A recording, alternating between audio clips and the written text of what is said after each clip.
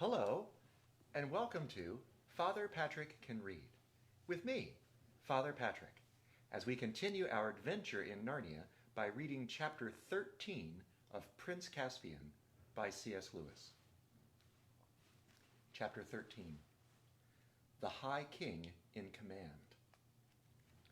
"Now," said Peter, as they finished their meal, "Aslan and the girls, that's Queen Susan and Queen Lucy, Caspian, are somewhere close.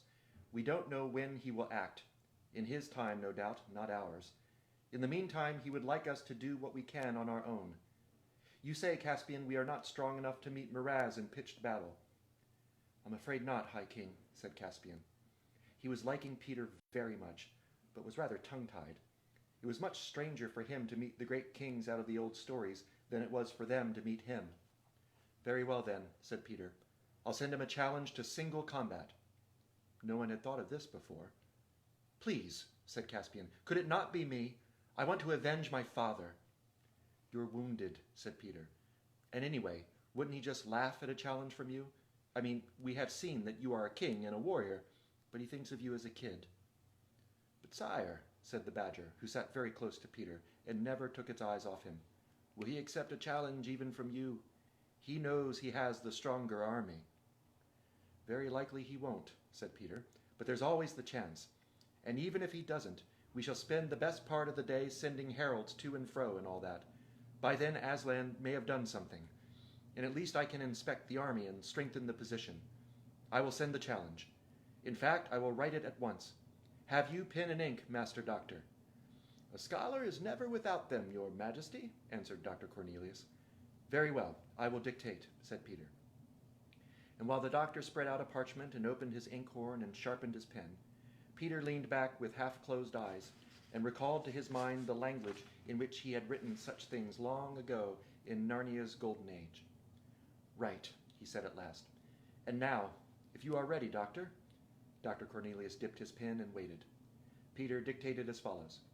"Peter, by the gift of Aslan, by election, by prescription, and by conquest, High King over all kings in Narnia, Emperor of the Lone Islands, and Lord of Cair Paravel, Knight of the most noble order of the Lion, to Miraz, son of Caspian the Eighth, sometime Lord Protector of Narnia, and now styling himself King of Narnia. Greeting." Have you got that? "Narnia, greeting," muttered the doctor. "Yes, sire." "Then begin a new paragraph," said Peter.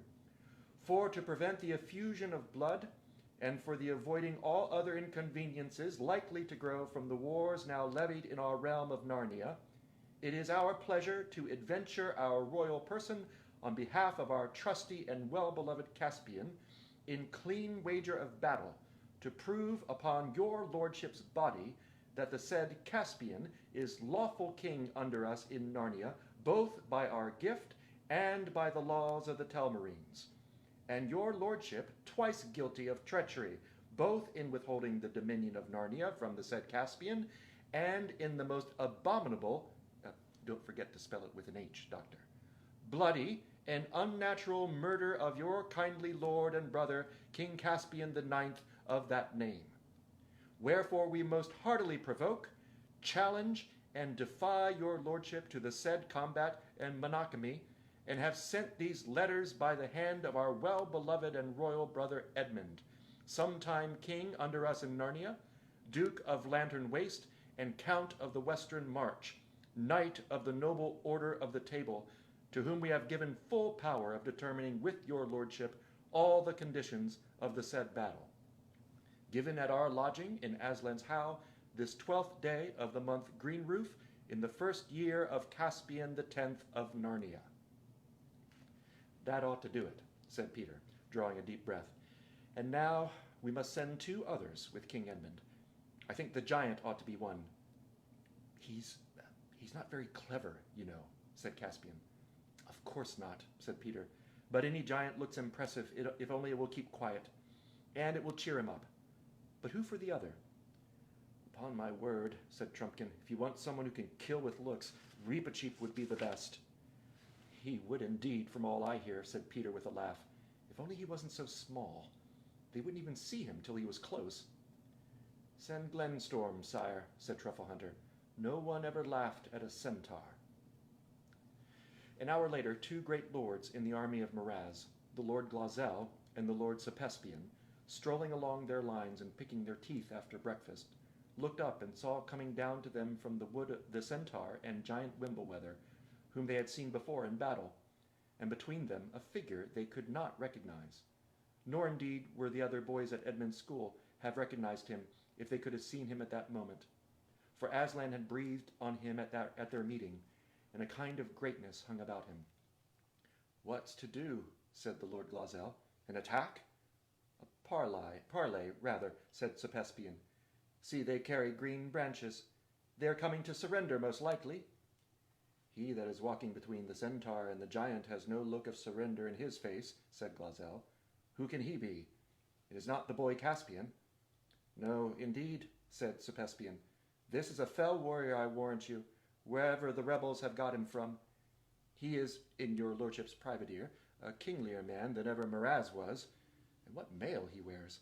None of our smiths can make the like. I'll wager my dappled pomley he brings a challenge, not a surrender, said Glozell. How then? Said Caspian. We hold the enemy in our fist here. Miraz would never be so harebrained as to throw away his advantage on a combat. He might be brought to it, said Glozell, in a much lower voice. Softly, said Caspian. Step a little aside here out of earshot of those sentries. Now, have I taken your lordship's meaning right? If the king undertook wager of battle, whispered Glozell, why, either he would kill or be killed. So, said Caspian, nodding his head. And if he killed, we should have won this war. Certainly. And if not? Why, if not, we should be as able to win it without the king's grace as with him. For I need not tell your lordship that Miraz is no very great captain.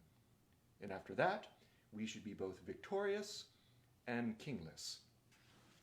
And it is your meaning, my lord, that you and I could hold this land quite as conveniently without a lord as with one.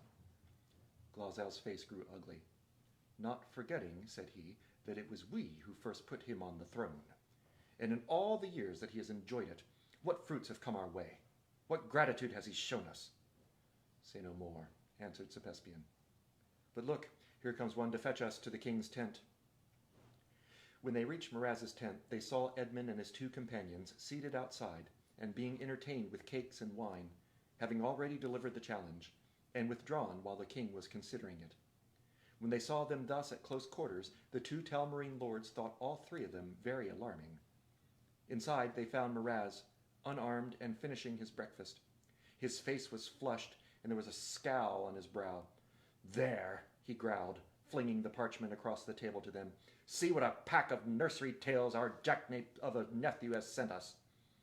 By your leave, sire, said Glozell, if the young warrior whom we have just seen outside is the King Edmund mentioned in the writing, then I would not call him a nursery tale, but a very dangerous knight.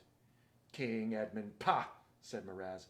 Does your lordship believe those old wives' fables about Peter and Edmund and the rest? I believe my eyes, your majesty, said Glozell. Well, this is to no purpose, said Miraz, but as touching the challenge, I suppose there is only one opinion between us? I suppose so indeed, sire, said Glozell. And what is that? Asked the king. Most infallibly to refuse it, said Glozell, for though I have never been called a coward, I must plainly say that to meet that young man in battle is more than my heart would serve me for. And if, as is likely, his brother, the High King, is more dangerous than he, why, on your life, my lord king, have nothing to do with him. Plague on you, cried Miraz. It was not that sort of counsel I wanted. Do you think I am asking you if I should be afraid to meet this Peter, if there is such a man? Do you think I fear him? I wanted your counsel on the policy of the matter, whether we, having the advantage, should hazard it on a wager of battle. To which I can only answer your majesty, said Glozell, that for all the reasons the challenge should be refused. There is death in the strange knight's face.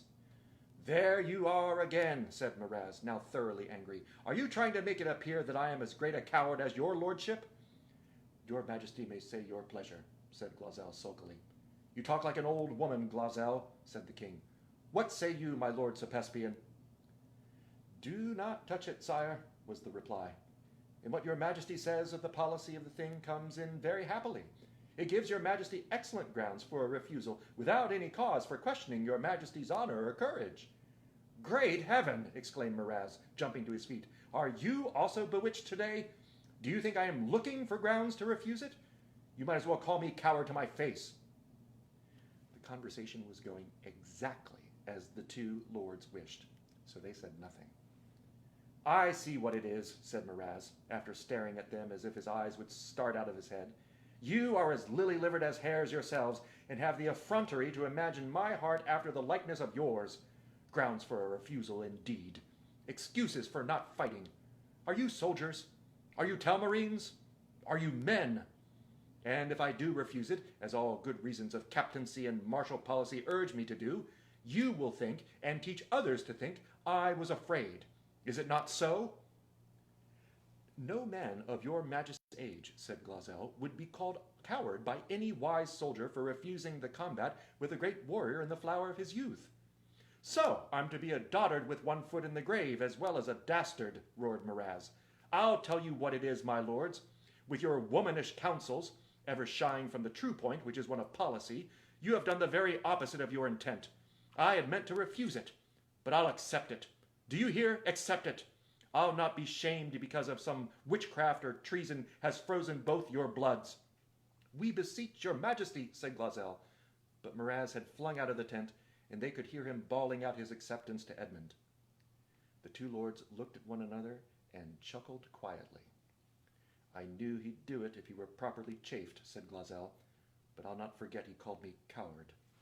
It shall be paid for. There was a great stirring at Aslan's howe when the news came back and was communicated to the various creatures. Edmund, with one of Miraz's captains, had already marked out the place for the combat, and ropes and stakes had been put round it. 2 Telmarines were to stand at 2 of the corners, and 1 in the middle of one side, as marshals of the lists. 3 marshals for the other 2 corners, and the other side were to be furnished by the High King. Peter was just explaining to Caspian that he could not be one, because his right to the throne was what they were fighting about, when suddenly a thick, sleepy voice said, Your Majesty, please. Peter turned, and there stood the eldest of the bulgy bears. If you please, Your Majesty, it said. I'm a bear, I am. To be sure, so you are, and a good bear too, I don't doubt, said Peter. Yes, said the bear. But it was always a right of the bears to supply 1 marshal of the lists. Don't let him, whispered Trumpkin to Peter. He's a good creature, but he'll shame us all. He'll go to sleep, and he will suck his paws. In front of the enemy, too. I can't help that, said Peter, because he's quite right. The bears had that privilege. I can't imagine how it has been remembered all these years, when so many other things have been forgotten. Please, Your Majesty, said the bear. It is your right, said Peter, and you shall be one of the marshals. But you must remember not to suck your paws. Of course not, said the bear in a very shocked voice. Why, you're doing it this minute, bellowed Trumpkin. The bear whipped its paw out of its mouth and pretended it hadn't heard. Sire, came a shrill voice from near the ground. Ah, Reepicheep, said Peter after looking up and down and round as people usually did when addressed by the mouth. Sire, said Reepicheep, my life is ever at your command, but my honor is my own. Sire, I have among my people the only trumpeter in your majesty's army. I had thought perhaps we might have been sent with the challenge. Sire, my people are grieved. Perhaps if it were your pleasure that I should be a marshal of the lists, it would content them.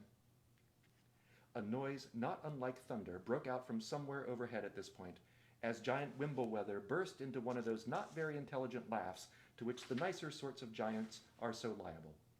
He checked himself at once, and looked as grave as a turnip by the time Reepicheep discovered where the noise came from.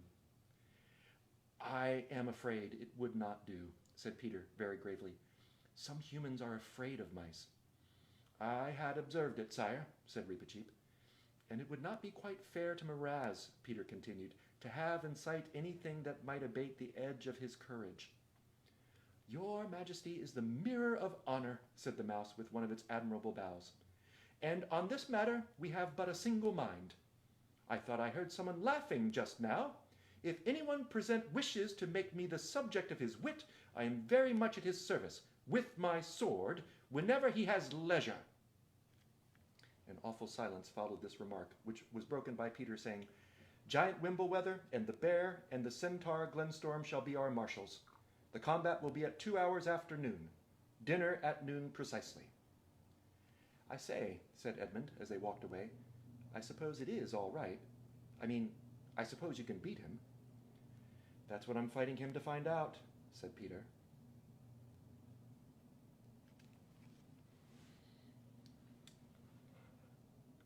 Well, I hope you will join tomorrow at noon for Father Patrick Can Read, with me, Father Patrick, as we continue our adventure in Narnia by reading Chapter 14 of Prince Caspian by C.S. Lewis. Until then, goodbye.